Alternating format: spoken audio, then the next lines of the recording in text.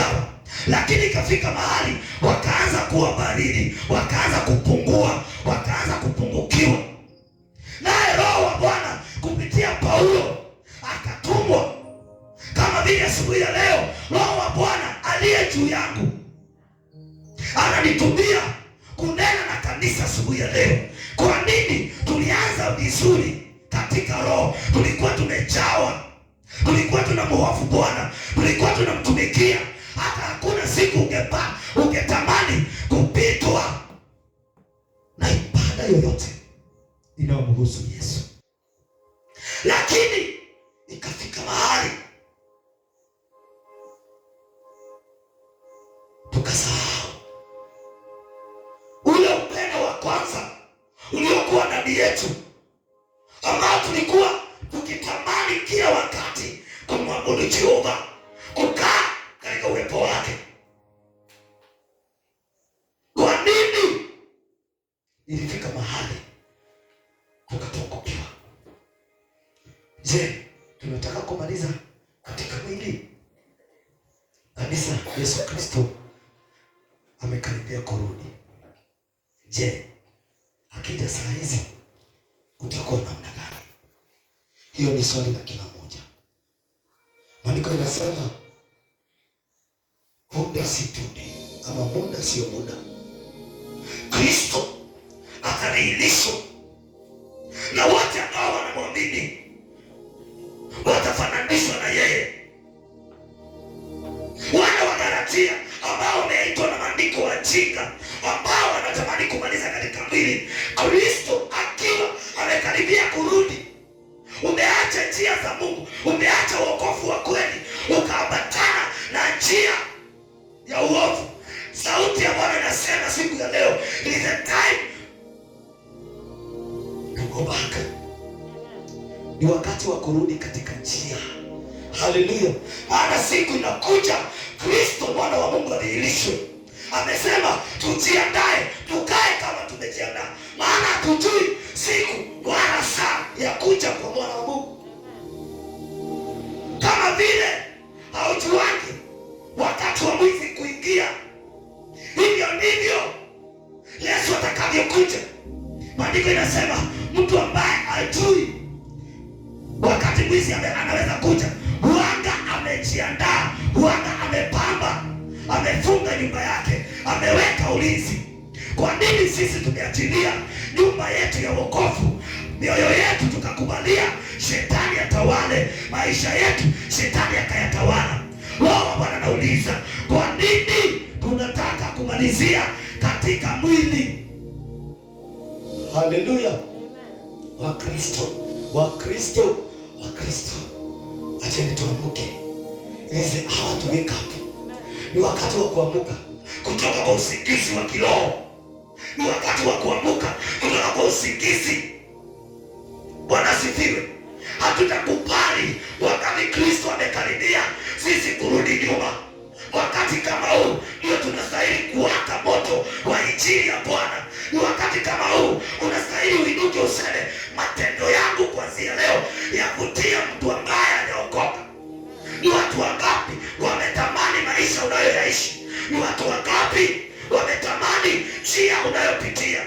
Ni watu wagani ambao hawajapokea Yesu wanasema kwa mioyo yao, natamani kuishi kama Pastor Steve, natamani kuenenda na mienendo yake, ninatamani wokovu kama ule uko ndani yake. Bwana Yesu asifiwe. Maandiko yanatuita taa. Sisi ni taa na sisi ni mwangaza na sisi ni chumvi wa ulimwengu. Ni nani umeletea ladha? Ni nani umeletea ladha? Ama ni kila mtu akikuona nasema haki kama wokovu ni ule, mimi sitawaiokoka? Ni watu wagani wametamani?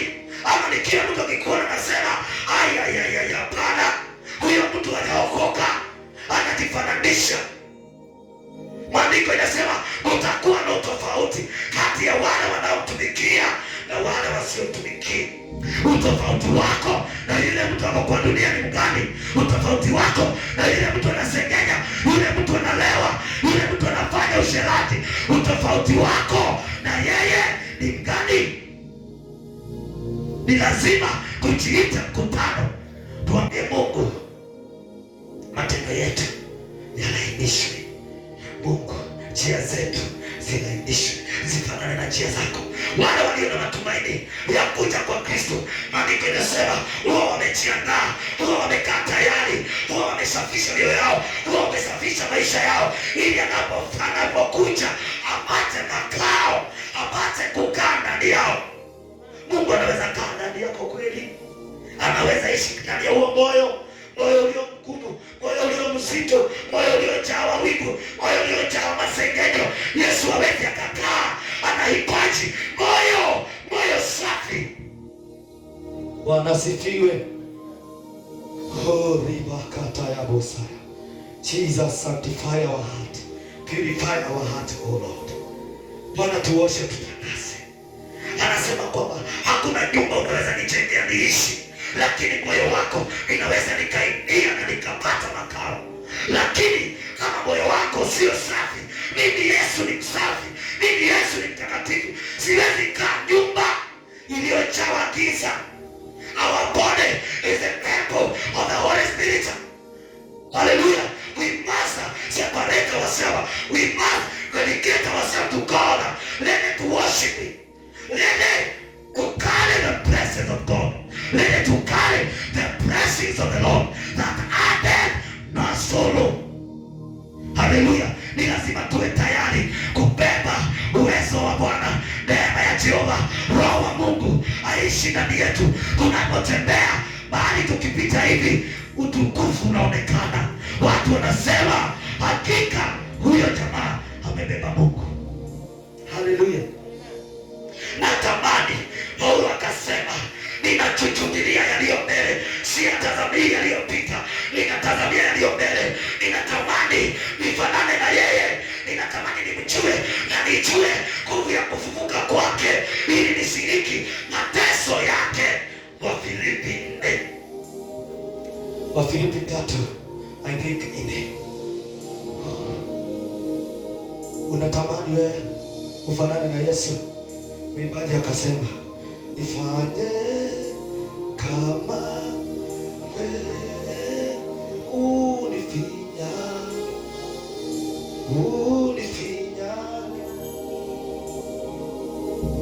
Kuonekana mtu siku ya leo atamwambia Bwana, ninaomba unifinyange, badilisha moyo wangu, ondoa kiburi, ondoa majivuno, ondoa unyama ndani yangu.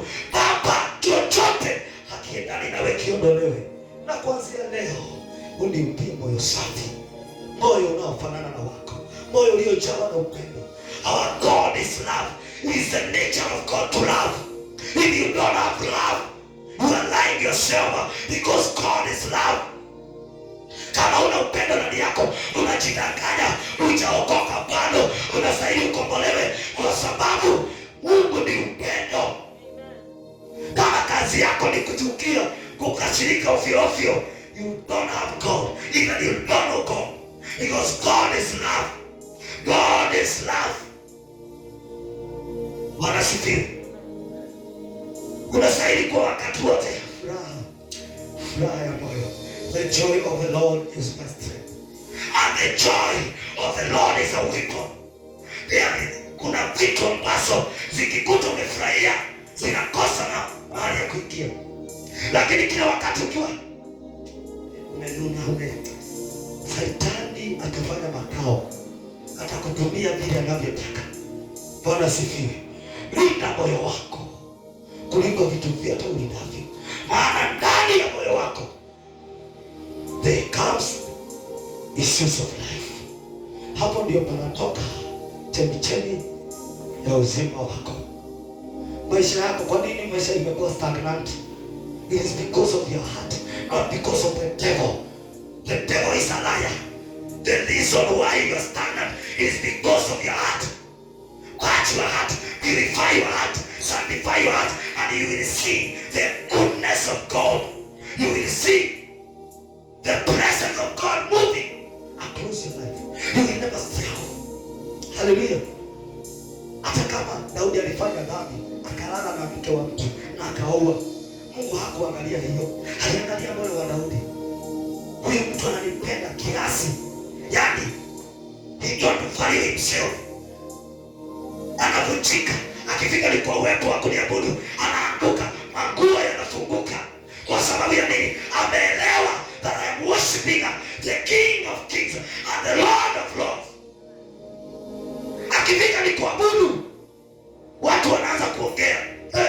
Jamaa anajiangusha chini, anapiga magoti, anashangaa. Kwa sababu ya nini? Ametambua my maker, my creator, he is worthy of all my worship. The reason why I worship creator is worship the King of Kings. And when I worship him, I know he will have his way in my life. Kwa nini aseme wakati ndio huu ninao watafuta waabudu halisi watakao niabudu katika kweli na roho? Hakuna verse ingine kwa Biblia imesema Mungu anawatafuta. Kwa hivyo ukiwa mtu wa kumwabudu Mungu, ukiwa mtu unajipeana kwake, yeye ndiye anakutafuta, na hawezi kutafuta akose kumaliza shida zako. Na ndipo akasema, let us seek first the kingdom of our Lord and Savior and its righteousness, and the other things shall be added. Tutafute ufalme, ushirika, uhusiano, upendo wa Mungu, na mengine atatuzidishia. Glory to God. Lakini sisi wa Kristo tumeenda kutafuta kuzidishiwa kwanza, ukasahau the word of the Lord is highly lifted above his name. Ameliinua zaidi ya jina lake. Kwa hivyo akisema tafuteni, usipotafuta hautapata. Haleluya.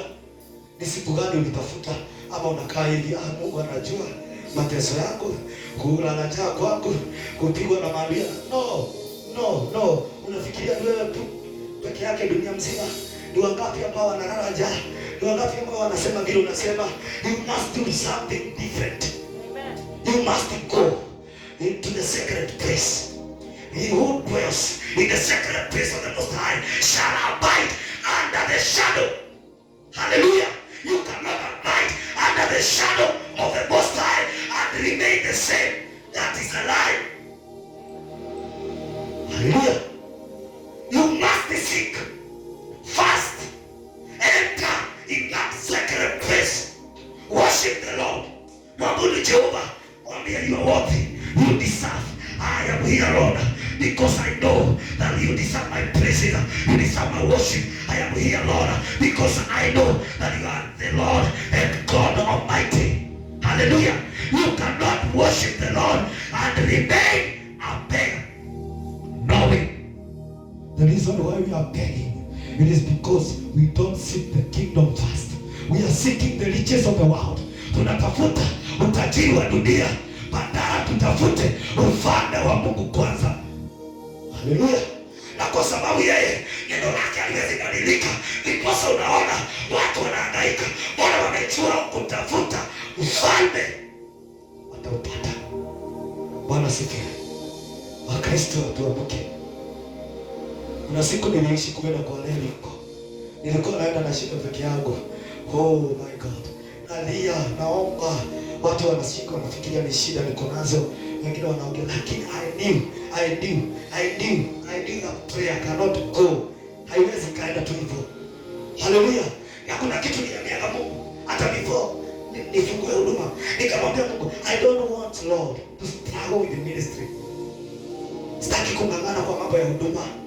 Now I have seen God from the beginning of this ministry. Nimeona Bwana, watu, people are investing in this ministry. They are giving money outside the world. They are outside the nation of Kenya. They are sending their money. Hallelujah. Why? It is not because I'm good. It is because there is a sacrifice I paid. Hallelujah. Sikukutana na watu ambao sikuwahi omba, niliomba. I prayed for my destiny. Destiny help us. And that's why Mungu akiwa kimekuunganisha na watu, hata shetani jaribu nini, it cannot happen. Because it is not you. It is God. It is divine connection. Ni kuunganishwa kwa kiungu. Mara sifiwe. I invested. Ask my wife, atakwambia. Mpaka koo yangu ikaisha. Niliomba. Kwanza siku moja ninakaa mpaka jioni. Mvua inanyesha. Niko peke yangu. Moto umekinakwama. but sikuwahi acha. Niliambia Mungu, remember hii siku kama iandikwe in the book of remembrance. I came alone, I call your name. Why am I struggling? I seek to your kingdom and you say seek ye first. Kwa nini? He is faithful. He is faithful. He is faithful. You will not struggle. Let us seek the kingdom first. And God is. Mungu anasikia. Bwana asifiwe. You cannot pray God and remain the same. Niliomba, nikaambia Mungu, Baba, kama ni kweli umeniita na kama ni kweli umenituma nikuhubirie, nihubiri injili yako, ninaomba ishara. Ndio akasema, ikiwa ni wewe Mungu, ninaomba hii ngozi ikauke. Sometimes we challenge our God. Ikiwa ni wewe Bwana, hey, open the door. Or kama ni wewe, fungua ishara moja ya kufungua hii ministry. Somebody came with a time. Sikuwaishika time. Hallelujah. Na hiyo time nilienda uliza mke wangu, nikamwambia Mungu, mimi siwezi pesa, mimi sina njaa ya chakula, niko na kazi nafanya. Hiyo pesa nikaenda nikanunua viti na nikanunua hii meza nikaweka kwa nyumba yako. That's how the ministry began. Nikamwambia Mungu, kweli kama ni wewe, hata pesa ya nyumba, hata mwelekeo wote ni wewe nimeachia. I will not struggle. And I want to tell you, I never struggled. Here I am. I have seen the goodness of God, the faithfulness of God in the land of the living. Amen. Praise the living God.